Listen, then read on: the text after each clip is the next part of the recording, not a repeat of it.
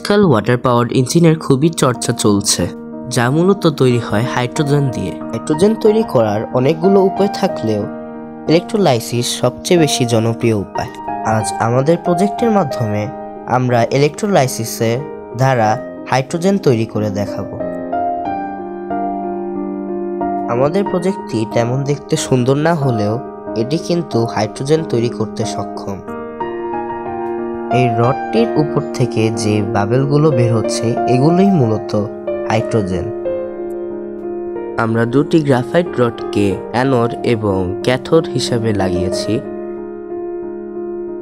আমরা উপর থেকে 5 ভোল্টের চার্জারের মাধ্যমে ইলেকট্রিসিটি দিচ্ছি।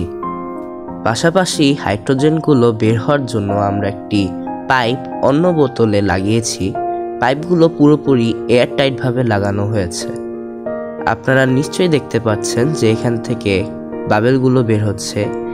অন্য বোতলে লাগানোর মূলত কারণ হচ্ছে এটি আপনাদের হাইড্রোজেনকে পিউরিফাই করতে সাহায্য করে। আমরা হাইড্রোজেনের অবস্থা এবং পরিমাণ বোঝার জন্য একটি বেলুন লাগিয়েছি। আশা করি আজকের ভিডিও এবং আমাদের প্রজেক্টটি আপনার ভালো লেগেছে। আমাদের এই ভিডিওটি দেখার জন্য ধন্যবাদ।